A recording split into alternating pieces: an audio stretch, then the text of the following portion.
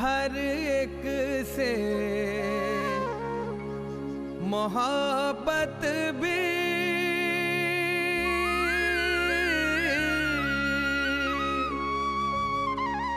हर एक की खिदमत भी मैदान अदब का भी मैदान सियासत भी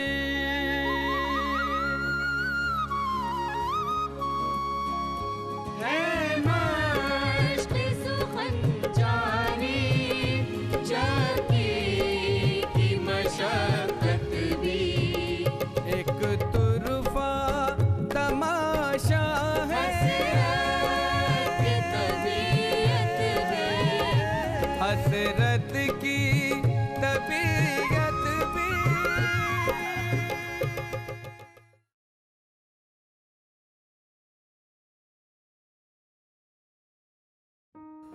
ख्वातीन व हज़रात, आप सभी को आरिफ आदाब अर्ज करता है और आपको हसरत साहब की जिल्वत में लिए चलता है।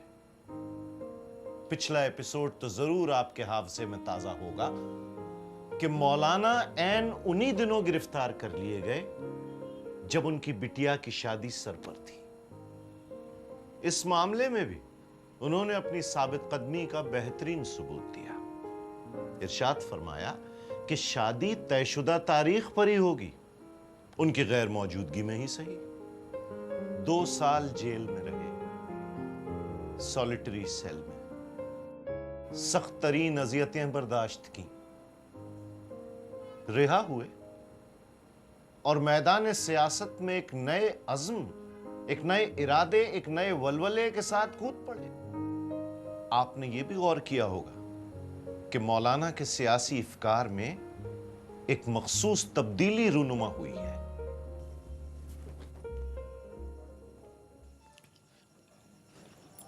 देखो भी, ये आज़ादी हिंद की ख्वाहिश हमें जाने किन किन राहों पर ले जाएगी। और क्या, कहाँ हम और आप नेशनलिस्ट थे और कहाँ कम्युनिस्ट हो गए। नेशनलिस्ट में ताहयात रहूँगा।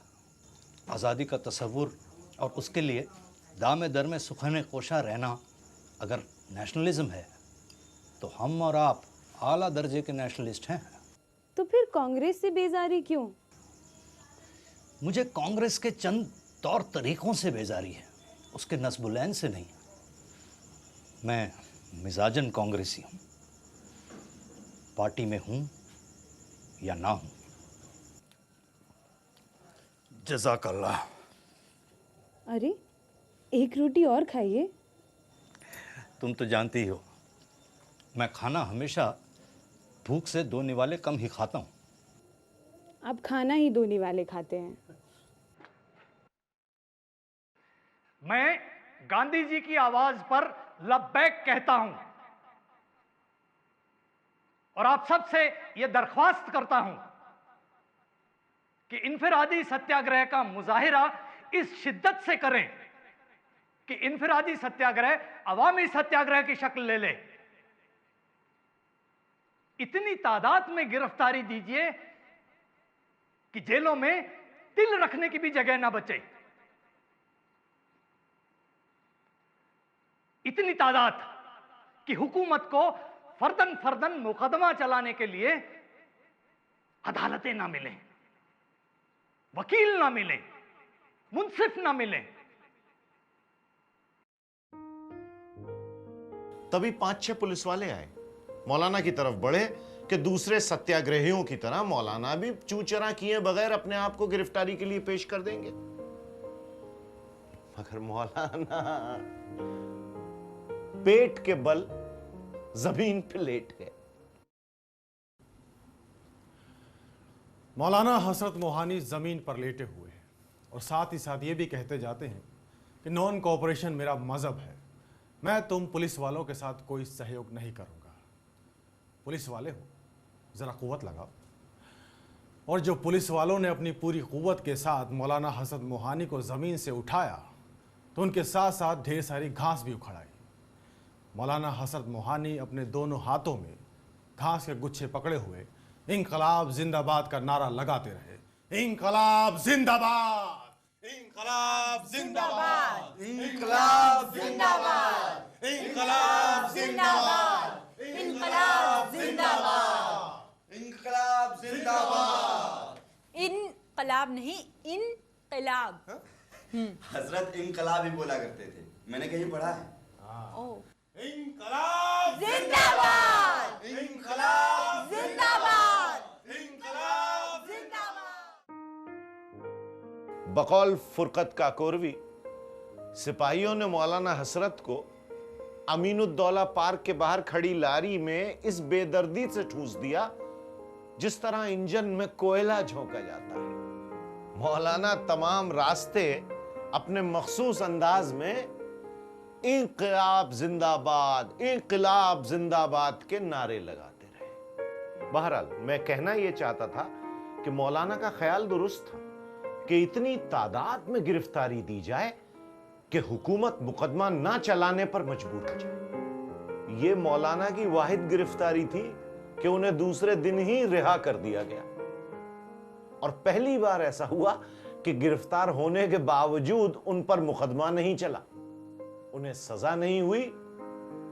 आखिरकार अंग्रेज हुकूमत हजारों लाखों लोगों पर मुकदमा कैसे चलाती, उन्हें किस जेल में रखती, उसके पास इतने वसाइल कहां थे।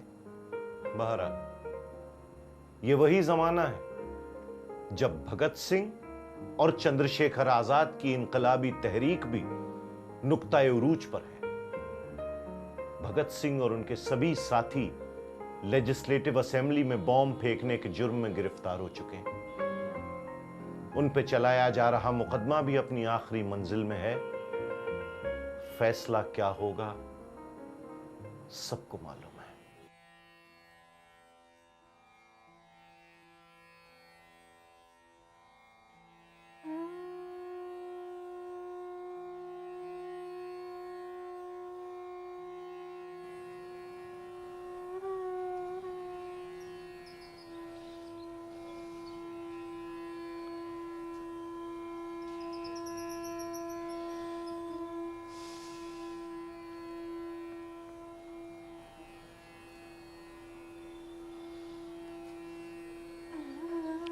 23-24 बरस के बच्चे वो काम कर गए जो हम तमाम जिंदगी नहीं कर पाएंगे। मौत से पहले ही अजराह वफा, मर मिटो आशिकी में नाम करो।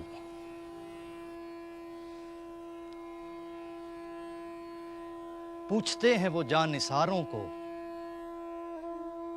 तुम भी हसरत उठो सलाम करो। भगत सिंह जिंदाबाद, इंकलाब जिंदाबाद, इंकलाब जिंदाबाद। हमारी जिंदगी के महवर 3 M हैं, मक्का, मथुरा और मॉस्को। अच्छा, और हमारी जिंदगी के महवर 4 M हैं, यानी मक्का, मथुरा, मॉस्को और मौलाना। बेगम,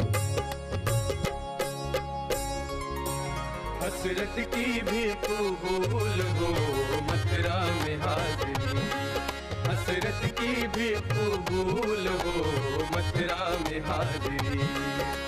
सुनते हैं आशिकों पे तुम्हारा करम है खास, सुनते हैं आशिकों पे तुम्हारा करम है खास। हसरत की भी कबूल हो मथुरा में हाजिरी, हसरत की भी कबूल हो मथुरा में हाजिरी। प्रीत लगाई ओ कन्हाई, ओ कन्हाई तो से प्रीत लगाई ओ कन्हाई, ओ कन्हाई।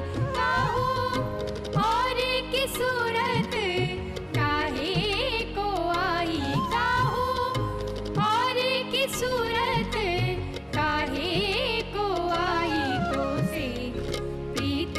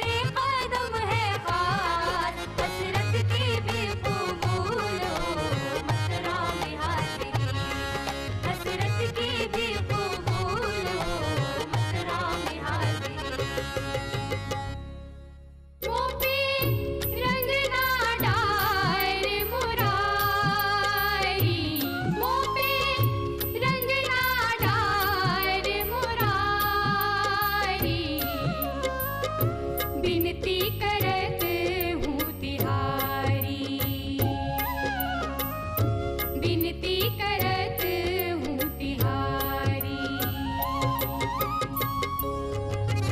आंखों में नूर जलवाए बेकैफ कम है खास, आंखों में नूर जलवाए बेकैफ कम है खास, जब से नजर पे उनकी निगाहे करम है खास, निगाहे करम है खास, निगाहे करम है खास।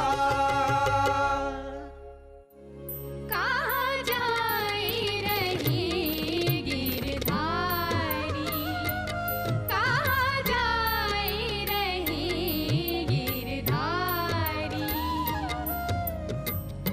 और न मिले सुध भूली हमारी, और न मिले सुध भूली हमारी। कहाँ जाए रहे गिरधारी, कहाँ जाए रहे गिरधारी।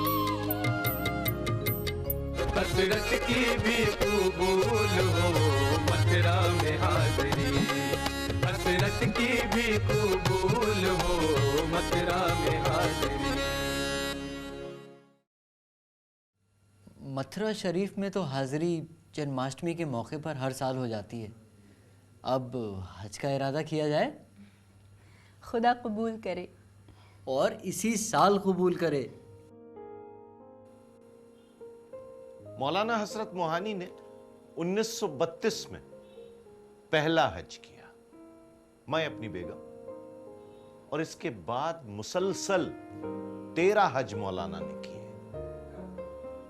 पहली बार जब वो हज पे गए तो उनके साथ एक वाकया पेश आया। मौलाना उबैदुल्ला सिंधी का नाम तो आपके जहन में महफूज होगा ही। 1916 में काबुल में जो इंडियन गवर्नमेंट इन एग्जाइल बनी थी, उसके वजीर आजम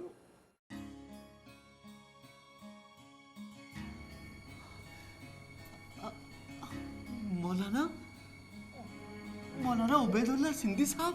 जी हाँ, पर माफ कीजिए आपका। अरे मैं हसरत। हसरत? अरे मौलाना ये क्या कर रहे हैं आप? मेरा गला छोड़िए, लोग देख रहे हैं। अरे मैं तो आपसे गले मिलने को। तुमसे और गले लगा था, हाँ? और तुम तो हमारी फौज के लेफ्टिनेंट जनरल थे ना, हाँ? अरे मैं आपको कैसे बताऊं कि मैं काबुल पहुंचने से पहले ही गिरफ्तार हो गया था। रिहा होने के बाद मुस्लिम लीग में शामिल हो गए, एक अंग्रेज दोस्त पार्टी के हम नवाब बन गए। क्यों? क्यों? बताओ क्यों? अरे मौलाना आपने मेरा गला इतनी जोर से दबा रखा है कि मैं बताने की हालत में नहीं हूँ। अरे मौलाना बहुत लंबी कहानी है। एक जुमले में बताओ। मौलाना शेर ने अपना रास्ता नहीं छोड़ा, बल्कि औरों को भी राह रास्त पर ले आया है।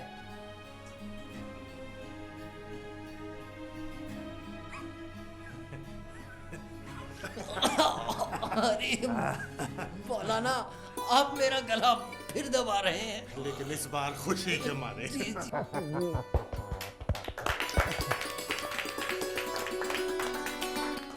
सर कैसा लगा? अरे मेरे कमेंट्स बाद में, अभी परफॉर्मेंस जारी रखो। वो प्रेस रिपोर्टर वाला सीन करो। चलो हाँ, तो अब आपका क्या इरादा है? मॉस्को के सफ़र का इरादा रखता हूँ ताकि कम्युनिस्ट तहरीक के सिलसिले में मज़ीद मालूमात हासिल कर सकूँ। लेकिन अब तो आप कम्युनिस्ट पार्टी के मेंबर नहीं हैं। देखिए प्रेस रिपोर्टर साहब, मैं नज़रियाती तौर पर कम्युनिस्ट हूँ और इसके लिए पार्टी का मेंबर होना ज़रूरी नहीं। लेकिन इसके लिए मुस्लिम लीग का मेंबर होना भी ज़रूरी नहीं। ज़रूरी है। मुस्लिम लीग में ऐसे मेंबरान होने चाहिए जो लीग को कम्युनिज्म से रूशनास कर सकें। और लीग के सिलसिले में ये ज़्यादा ज़रूरी है क्योंकि लीग पर अभी भी ज़मींदारों और जागीरदारों का गलबा है। आप तो खुद भी जागीरदार हैं। जनाबे वाला, मैं अपनी जागीर की एक फूटी कौड़ी भी अपने ज़ाती इस्तेमाल में नहीं लाता हूँ। मेरी जागीर से पैदाशुदा सारा सरमाया काश्तकारों और मजदूरों पर सर्फ होता है। अगर मुस्लिम लीग पे आपके सोशलिस्ट ख्यालात का असर ना हुआ तो? बात दुरुस्त है। मैं जल्द ही एक नई पार्टी के क़याम का इरादा रखता हूँ। उसका नाम? आज़ाद पार्टी। वो क्यों?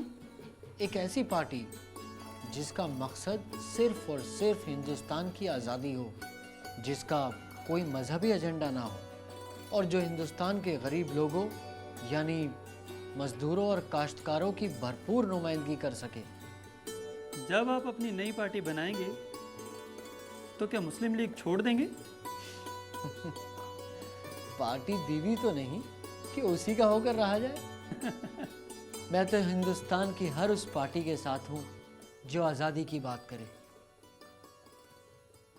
मैं तो आपको ये बताना ही भूल गया कि 1930 तक खिलाफत तहरीक मांद पड़ गई थी। तुर्कों ने खिलाफत पर अपना हक खत्म कर देने का ऐलान किया, लेकिन खिलाफत तहरीक के जेरे असर तहरीक आज़ादी और हिंदू मुस्लिम इत्तेहाद को जो जिला मिली थी, मौलाना उसे रायगां नहीं जाने देना चाहते। नतीजतन उन्होंने मौलाना जफर अली खां और दीगर साथियों के साथ मिलकर मजलिस एहरार कायम की, जिसका मकसद मुकम्मल आज़ादी, हिंदू मुस्लिम इत्तेहाद और खुसूसन मुसलमानों को मुकम्मल आज़ादी की तरफ रागिब करना था। मौलाना ने एहरार पार्टी की शाख यूपी में भी कायम की और इस हद तक मजलिस एहरार की आबियारी में लग गए कि उन्हें सैयदुल एहरार कहा जाने लगा।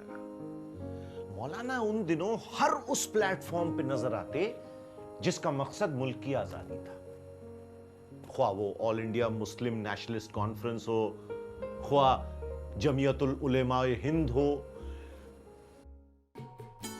हसरत साहब, आप तो कंप्लीट इंडिपेंडेंस की बात करते हैं, लेकिन मुस्लिम लीग तो सिर्फ सेल्फ रूल की बात करती है। मुस्लिम लीग को भी कंप्लीट इंडिपेंडेंस की मांग रखनी होगी। 1937 में लखनऊ में मुस्लिम लीग का जो सालाना इजलास है, उसमें मैं पूरी कोशिश करूंगा कि मुस्लिम लीग मेरी आज़ादी कामिल की करारदाद मंजूर कर ले। ये कोशिश तो आपने 1922 में भी की थी, उसका क्या फायदा हुआ? देर आयद दुरुस्त आयद।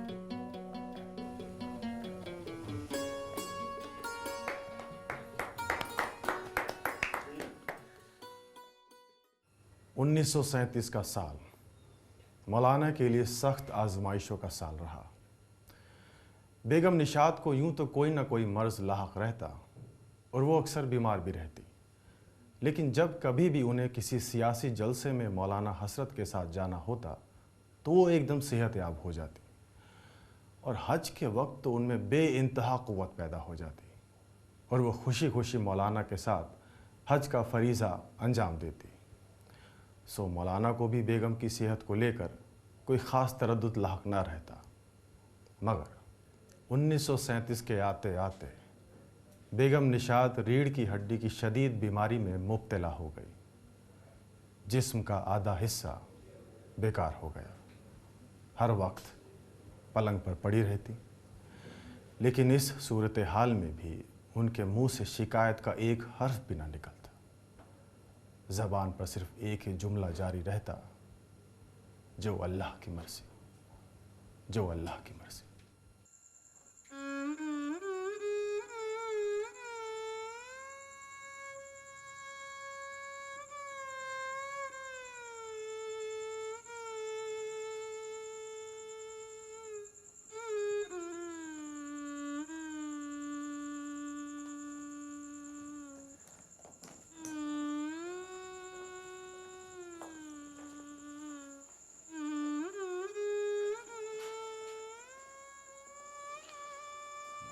लाइलाज है। कोई उम्मीद नहीं? भगवान की जात से नाउम्मीद ना हो। सो तो है ही। ठीक है, मौलाना जी नमस्कार।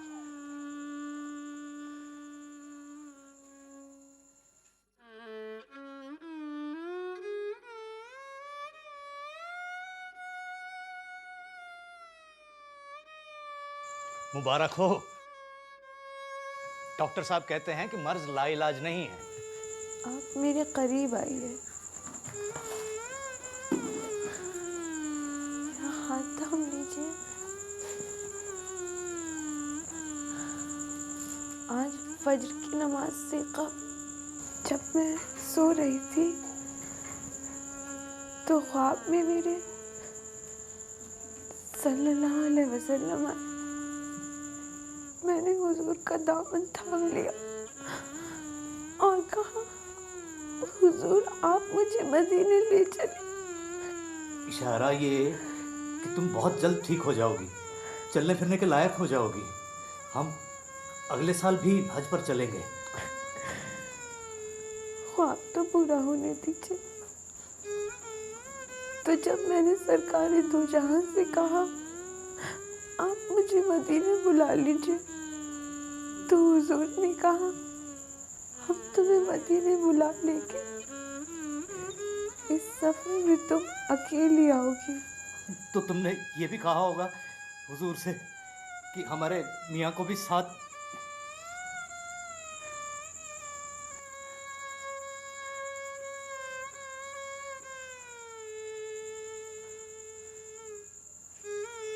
तुमने सिफारिश की होगी।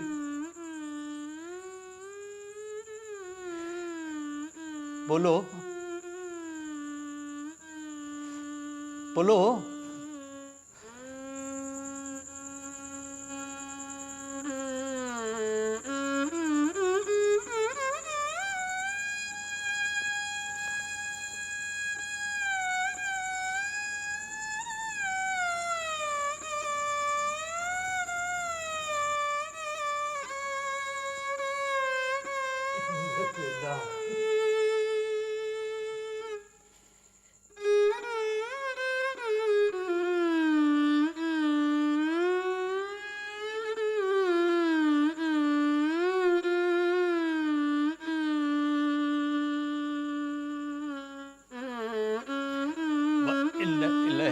राजेऊ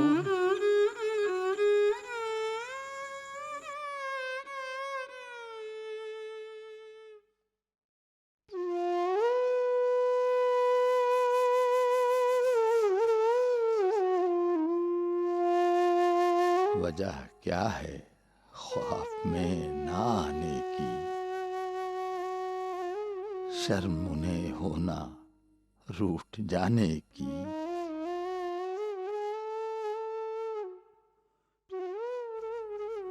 रश्क बाकी है अब न कोई रकीब,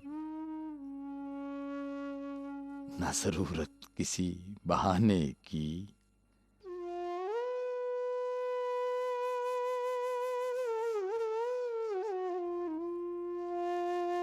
मिट गई आप भी मिटा के तुझे, सख्तियां खुद बखुद जमाने की।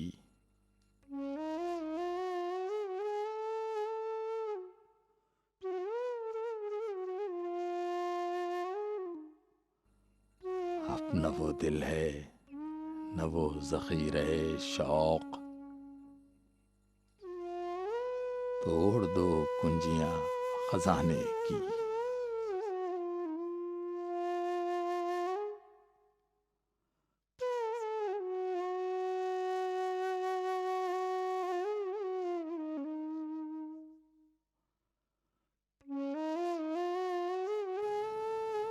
उनके बाद अब वो क्या हुई हसरत, दिल फरेबी तेरे फसाने की।